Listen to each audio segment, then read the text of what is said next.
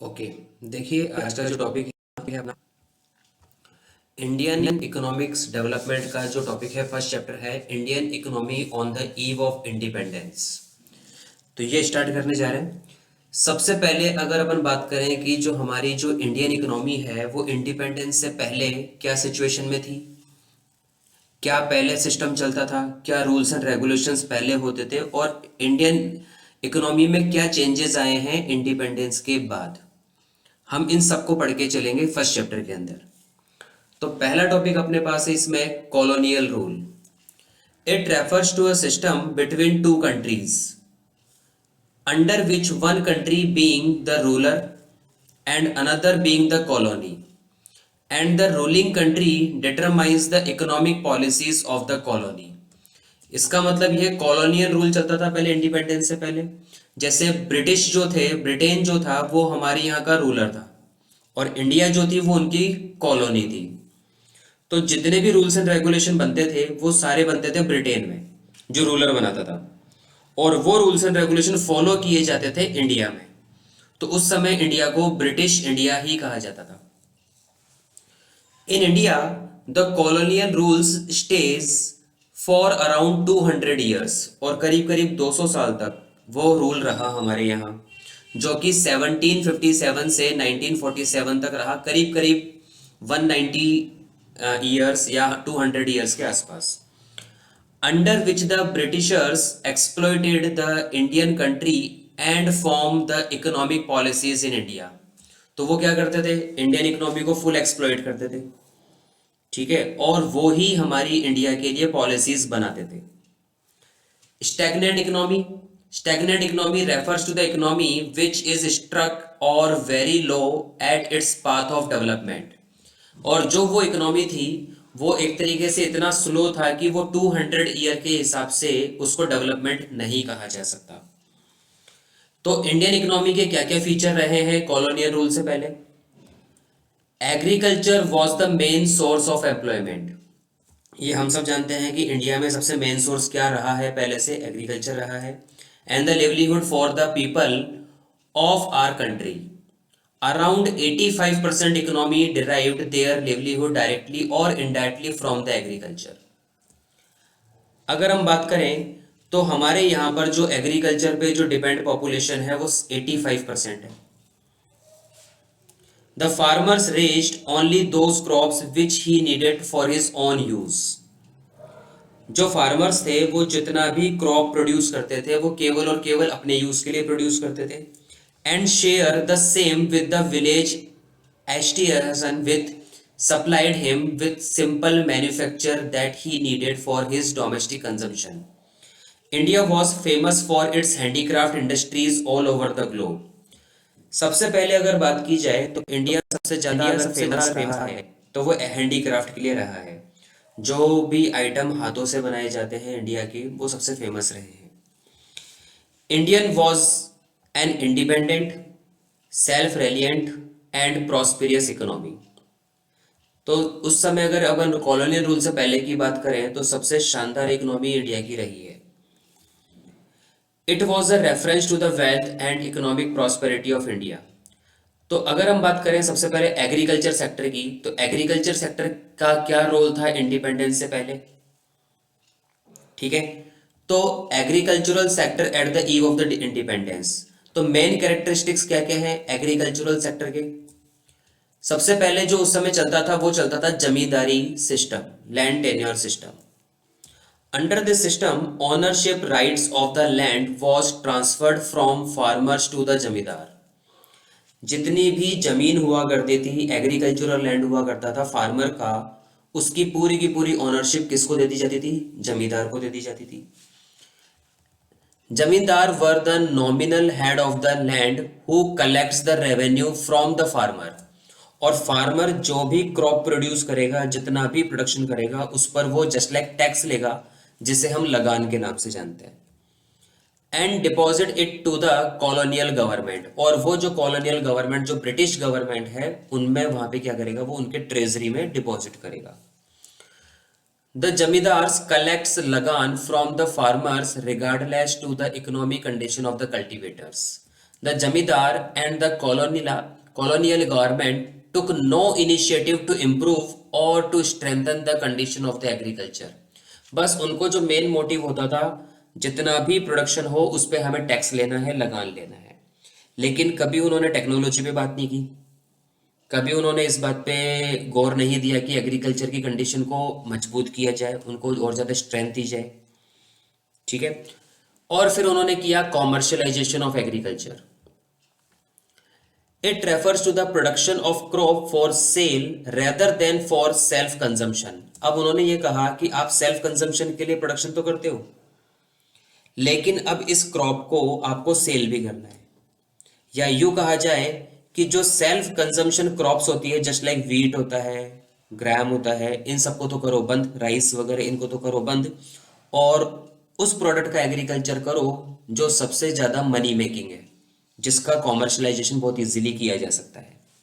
So farmers were given higher price for production of cash crops, और उनको यह भी कहा गया कि हम आपको उसके लिए ज्यादा पैसा देंगे। आपको कॉटन बनाना है, कॉटन प्रोड्यूस करना है, जूट प्रोड्यूस करना है, इंडिगो प्रोड्यूस करना है, so that they can use them as raw material for British industries. अब ब्रिटिशर्स ने यह देखा था कि ब्रिटिशर्स के वहां पे जो ब्रिटेन है वहां पर इतना रॉ मटेरियल नहीं होता। ठीक है।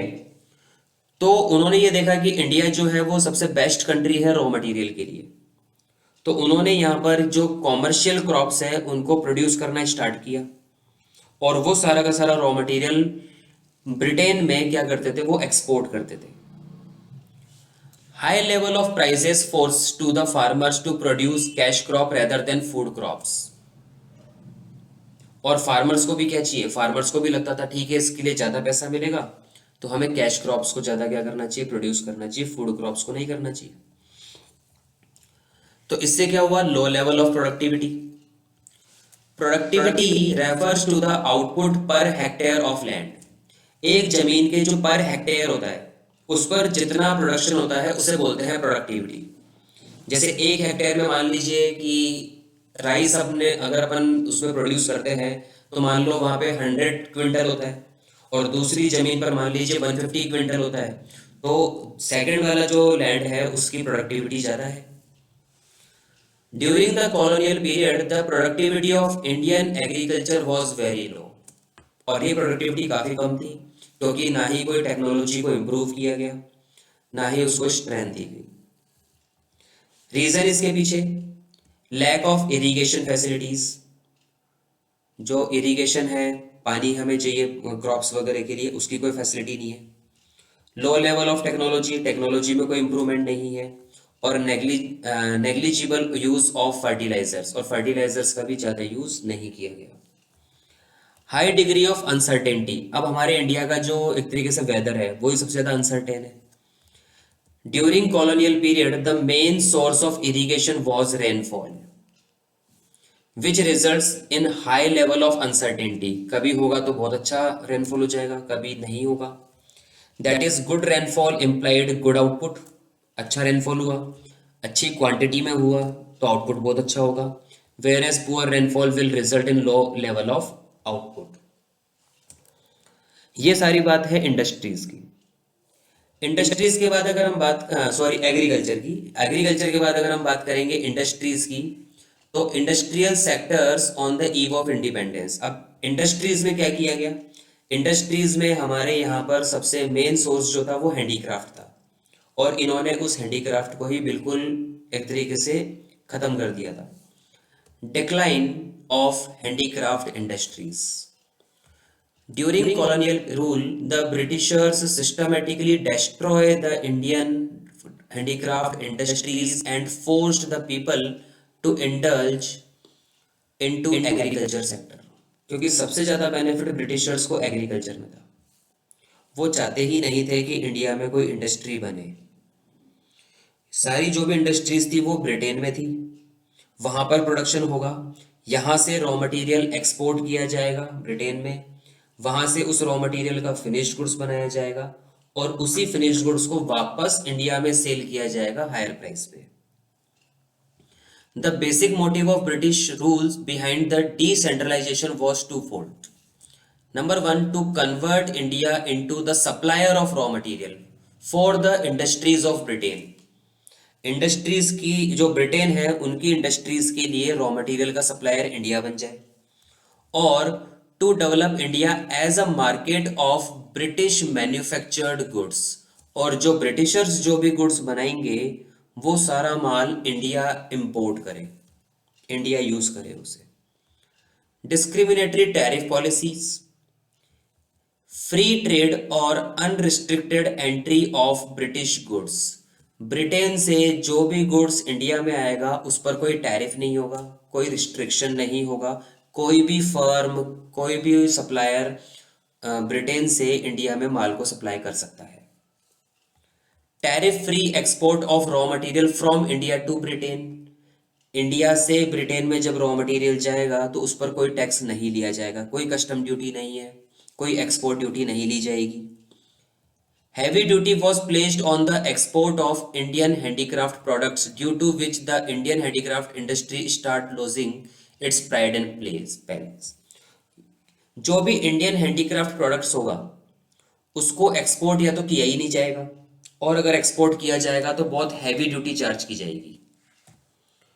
ठीक है, तो उससे क्या होगा, वो प्रोडक्ट काफी महंगा हो जाएगा। प्राइस हाई होने की वजह से जो फॉरेनर्स होंगे वो इंडियन हैंडीक्राफ्ट प्रोडक्ट की डिमांड नहीं करेंगे, और धीरे धीरे वैसे ही वो मार्केट बिल्कुल डिस्ट्रॉय हो जाएगा। Competition from machine made products, the pride of Indian handicraft industries started to decline when it faced the competition from the machine made products, as they are of low cost, machine से बना हुआ जो को होगा वो काफी low cost वाला होगा, and easily available, क्योंकि वो क्वांटिटीज काफी ज्यादा बना सकता है एक साथ। Indian craftsmans are behind the speed of machines, obvious बात है, हैंडीक्राफ्ट वर्क जो होगा वो मशीन के पीछे ही रहेगा, मशीन से कम स्पीड रहेगी, स्लो स्पीड रहेगी। And has the only alternative available for them is to shut down their enterprises, और उनके पास एक ही ऑप्शन है कि वो अपने एंटरप्राइजेस को बंद कर दें।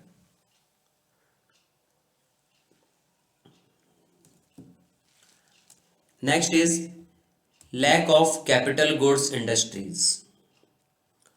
कैपिटल गुड्स इंडस्ट्रीज का मतलब ऐसी इंडस्ट्रीज जो मशीन्स बनाती है, हमारे यहां पर वो नहीं है। Capital goods industry refers to those industries which are capable of producing machine tools. वो इंडिपेंडेंस से पहले इंडिया में बिल्कुल नहीं थे। During colonial period there was no capital industry, कोई कैपिटल इंडस्ट्री नहीं थी। Worth the name, moreover Britishers don't pay any attention in promoting और supporting these industries as they want India to be a supplier of raw material only, क्योंकि वो ये सिर्फ चाहते थे कि इंडिया केवल रॉ मटेरियल का सप्लायर बना रहे, कभी भी इंडिया में प्रोडक्शन नहीं होना चाहिए इंडस्ट्रीज में, इंडस्ट्रीज में का कभी भी डेवलपमेंट नहीं होना चाहिए, उनको कभी भी मशीन्स नहीं मिलनी चाहिए, या ऐसी कोई इंडस्ट्री नहीं बननी चाहिए जो मशीन के टूल्स बनाती हो। इससे क्या हुआ, change in pattern of demand, demand का पैटर्न चेंज हो गया। The impact of British culture started to arise in the public, as a result a new class emerged in India which was keen to adopt the western lifestyle. अब धीरे धीरे उसका impact ये रहा कि हमारे जो इंडियंस हैं उन्होंने वेस्टर्न लाइफ स्टाइल अपना लिया, और हालांकि इसका इफेक्ट आज भी देखने को मिलता है। This change the pattern of demand against the Indian products. अब हम क्या करते हैं, इंडियन प्रोडक्ट्स को इतना डिमांड नहीं करते जितना फॉरेन गुड्स का हम डिमांड ज्यादा करते हैं।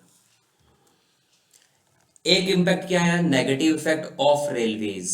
हम ये कहते हैं ब्रिटिशर्स ने अगर बहुत अच्छी चीज को इंडिया को दी है तो वो रेलवे है, लेकिन वो रेलवे बनाना भी इनका ही एक मोटिव था, ताकि वो रॉ मटेरियल को इजीली पोर्ट्स तक ले जा सके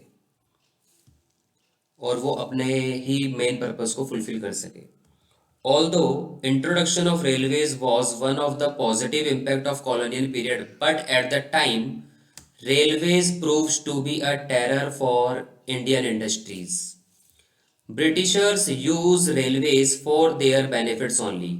As a result, size of market of low cost British product started to expand, whereas high cost handmade products began to shrink. वो जो भी माल बनाकर मतलब मान लीजिए ब्रिटेन में रॉ मटेरियल गया, वहां से फिनिश्ड गुड्स बना, वो इंडिया में आया।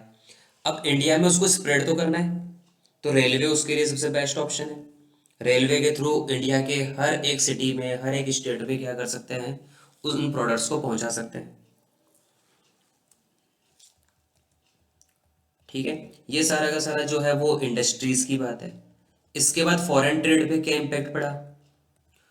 Since ancient period India has been an important trading nation. अगर हम कॉलोनियल पीरियड से पहले की बात करें तो हमारे यहाँ पर जो एक तरीके से कहा जा सकता है इंटरनेशनल मार्केट बहुत अच्छा था। India was well known exporter of finished goods. हम बहुत अच्छे एक्सपोर्टर थे, सिल्क के, फाइन कॉटन के, textile, ivory work, handicraft, precious stones, इन सब का जो एक्सपोर्ट हम करते थे वो काफ़ी हाई लेवल पे करते थे। But the discriminatory trade and tariff policy of Britishers brought in to an end. और ब्रिटिशर्स की पॉलिसीज ने इन सबको भी क्या कर दिया? डिस्ट्रॉय कर दिया।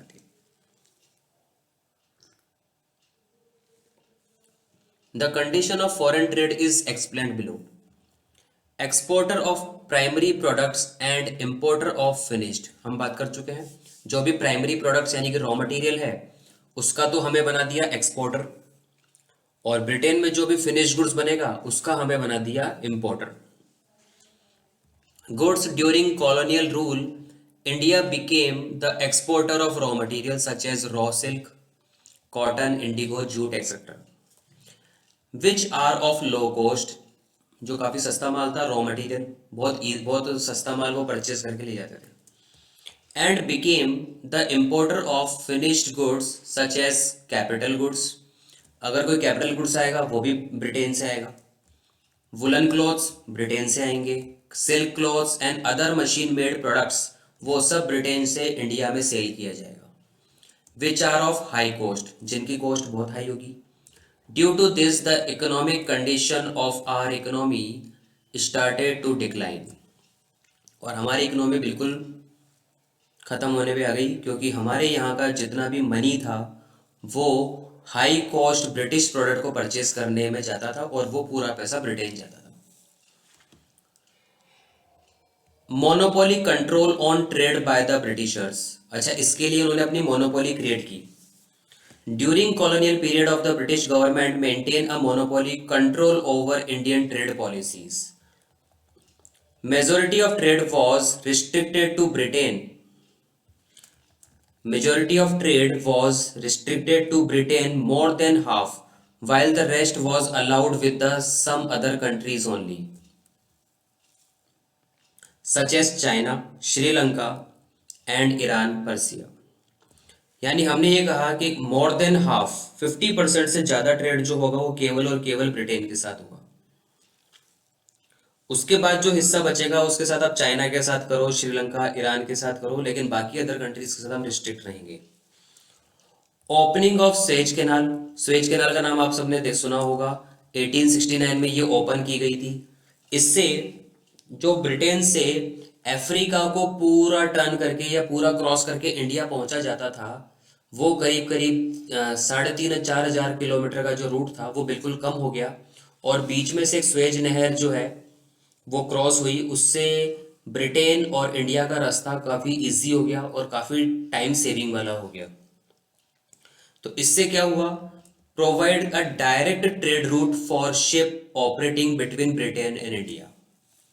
Suez canal, it is an artificial waterways running from north to south across the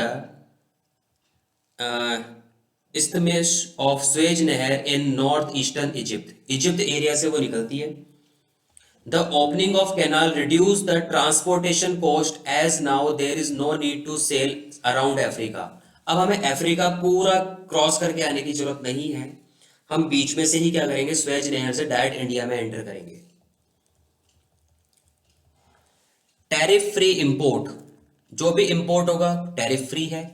tariff free export raw material का between India and Britain, whereas heavy duty was placed on the export of Indian handicraft. अगर raw material आप भेज रहे हो tariff free जाएगा, लेकिन अगर Indian handicraft product को अगर आप सेल करते हो अदर कंट्री में तो उस पर बहुत हैवी ड्यूटी ली जाएगी। Economic exploitation, due to the exporter of raw material India has a huge export surplus, but the amount of export surplus does not give any push to Indian economy as the amount of surplus is used by the government in non-developing activities। ऐसा नहीं है कि इससे भी profit नहीं होता था, इससे भी काफी प्रॉफिट होता था, लेकिन वो सारा प्रॉफिट इकोनॉमिक में लगने की बजाय, डेवलपमेंट में लगने की बजाय नॉन डेवलपमेंट एक्टिविटी में काम में लिया जाता था ब्रिटिश गवर्नमेंट के थ्रू। जैसे to meet expenses of war fought by the British government, अब ब्रिटिश गवर्नमेंट ने कहीं पर भी वॉर लड़ा उसका खर्चा इंडिया के पैसे से जाएगा। To make payment of office setup of colonial government, आपने किसी बहुत सारी जगह देखा होगा ब्रिटिश गवर्नमेंट के ने जो भी ऑफिसेस बनाए हैं वो आज भी बने हुए हैं, वो सारा पैसा इन्होंने इसमें खर्च किया है। To make trade of invisible items services, और सारी सर्विसेज में उन्होंने क्या किया है, इस पैसे को लगाया है। इसके बाद बात आती है डेमोग्राफिक कंडीशंस की। Demographic refers to the study of various aspects of population such as age, sex, education level, income level, marital status, birth rate and death rate etcetera. High birth rate and death rate, birth rate refers to the number of children born per 1000 in a year. 1000 में कितने बच्चे हैं जो birth में, मतलब जो एक तरीके से जो रह पाते हैं, जी पाते हैं, उनको बोलते हैं birth rate. Death rate refers to the number of people dying per 1000 per person in a year. During colonial period both birth rate and death rate are very high, nearly 48 and 40%। जो birth rate थी वो 48%, death rate 40%, जो कि बहुत ज्यादा थी उस समय की। Which means India was at the first stage of demographic transition. Before 1921, year 1921 is regarded as the year of Great Divide, as thereon India has started its entry into the second. तो first stage में क्या था? First stage में high birth rate था और death rate भी बहुत ज्यादा था। सेकंड स्टेज जो 1921 के बाद स्टार्ट हुआ उसमें बर्थ रेट तो हाई रहा पर डेथ रेट लो हो गया, क्योंकि यहां से कुछ मेडिकल फैसिलिटीज क्रिएट होना शुरू हो गए। थर्ड स्टेज जो किया उसमें फिर फैमिली प्लानिंग आना शुरू हो गया, तो उसकी वजह से लो बर्थ रेट भी रहा और लो डेथ रेट भी रहा। ये डेवलपिंग कंडीशन बोल सकते हैं या फिर डेवलप्ड इकोनॉमी भी बोला जा सकता है इसको। लिटरेसी रेट बहुत डाउन थी। Literacy rate refers to the number of person who is 7 और above, who has to able to read, जो पढ़ सकता है, राइट लिख सकता है और अंडरस्टैंड एटलीस्ट वन लैंग्वेज, और कम से कम एक लैंग्वेज वो बोल सकता है। During colonial period the overall literacy rate of the economy was less than 16%। Literacy rate only 16% थी पहले। More the female literacy rate was about only 7%। आज अगर ये रेट बात की जाए राजस्थान की तो अराउंड 68% है। High infant mortality rate, infant mortality rate का मतलब होता है वो बच्चे जो 1 ईयर की एज क्रॉस कर पाते हैं या 1 ईयर तक वो लाइव रह पाते हैं, अलाइव हो पाते हैं। Infant mortality refers to the number of infant dying before the age of 1, यानी 1 साल से पहले पहले अगर उनकी डेथ हो गई तो इन्फेंट मोर्टेलिटी रेट में आएंगे वो। Infant mortality rate during the colonial period was 218 पर 1000, काफी हाई था, 218 पर 1000 बिफोर 1921 जो फर्स्ट स्टेज में था। Poor health facilities, public health facilities were either unavailable और when available were highly inadequate, एक तरीके से कोई हेल्थ फैसिलिटी थी ही नहीं। Due to which water and airborne diseases were widespread, उसी समय सबसे, अगर आपने सुना हो, 1920 के आसपास ही जो था वो प्लेग और एक तरीके से वो पोलियो, ये डिजीज उसी समय सबसे ज्यादा हुई थी।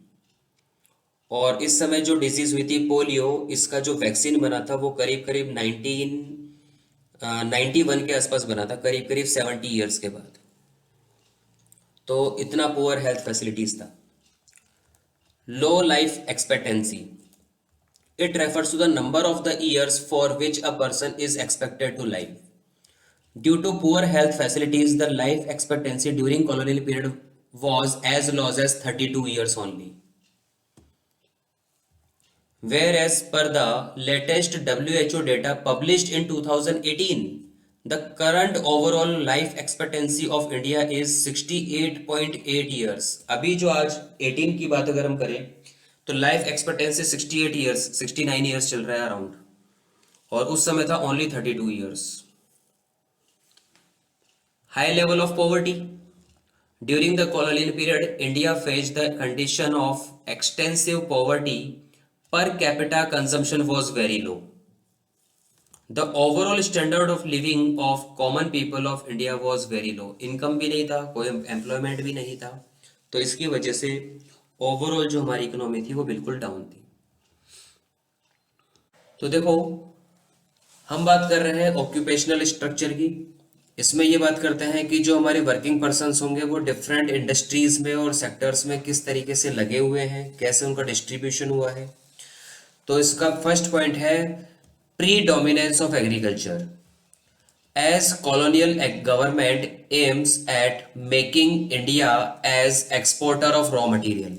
ये हम काफी बार बात कर चुके हैं।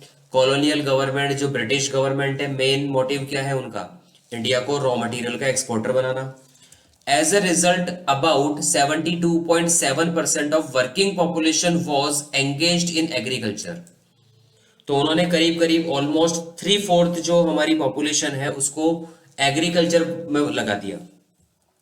As the income generation rate of agriculture sector is very low, this predominance reflect backwardness of the economy. इसकी वजह से हमारी इकोनॉमी क्या हो गई, काफी ज्यादा बैकवर्ड में, बहुत ज्यादा बैकवर्डनेस में चली गई है। इसके बाद सेकेंड पॉइंट है unbalanced growth. Growth of an economy is said to be balanced when all the three sectors are equally developed. हमारे 3 सेक्टर हैं, अगर तीनों के तीनों सेक्टर्स को अगर इक्वली डेवलप किया जाए तो उसको अपन बोलेंगे बैलेंस ग्रोथ हुआ है। But in the case of Indian economy only primary sector, जिसको हम एग्रीकल्चर कहते हैं, is the main source of employment. और ऐसा नहीं है कि इसको भी डेवलप किया गया, इसको भी कोई डेवलपमेंट नहीं दिया गया, ठीक है। केवल हमें इन्होंने खाली फोकस किया है कैश क्रॉप्स के ऊपर। Whereas secondary and tertiary sector were in their infant stage of the growth, जबकि जो हमारे सेकेंडरी और जो थर्ड स्टेज है, सर्विस सेक्टर जिसको हम बोलते हैं, वो बिल्कुल एक तरीके से कह सकते हैं जीरो लेवल पे था या बहुत इनिशियल लेवल पे ही रहा। इंफ्रास्ट्रक्चर की अगर बात करें, it refers to the basic physical and organisational structure and facilities. जैसे अगर हम बात करें हमारे यहाँ की बिल्डिंग्स की, रोड्स की, पावर सप्लाईज की, needs for the operation of an economy, जो हमारी एक इकोनॉमी को चलाने के लिए, एक इकोनॉमी के जो ऑपरेटिंग एक्टिविटीज होती है उनको रन करने के लिए जरूरी है। The state of infrastructure was very poor during colonial period, इनका भी कोई ज्यादा डेवलपमेंट नहीं हुआ। Although some efforts were taken by the British government to improve the condition of infrastructure in the economy.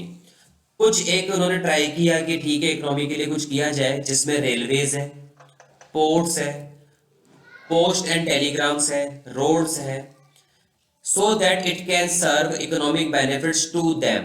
लेकिन वो भी उन्होंने अपने ही बेनिफिट के लिए क्या किया था, डेवलप किया था। The conditions of infrastructure was explained here। अब क्या क्या कंडीशन है इन सब की, देखो। सबसे पहले अगर अपन बात करें रेलवे की, तो railway, one of the biggest contribution of colonial rule was the introduction of railways in India in 1850। It helps to remove geographical and cultural barrier in the economy.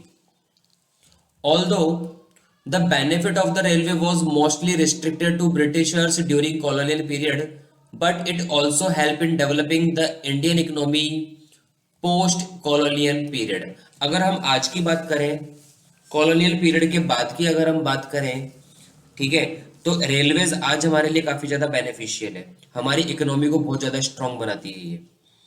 लेकिन ब्रिटिशर्स के टाइम पे अगर बात करें तो वो ब्रिटिशर्स को ज्यादा स्ट्रांग बनाने के काम आई, इंडिया की इकोनॉमी के लिए ज्यादा उनका कंट्रीब्यूशन नहीं था। Roads, the construction of roads during colonial rule was very limited due to scarcity of the funds, और जो भी फंड्स इनको मिलता था वो अपने ही खुद के सेल्फ कंजम्पशन में काम में लेते थे। The roads that were built primarily served the interests of mobilizing the army and shifting of raw material so that they can be transported to Britain via posts.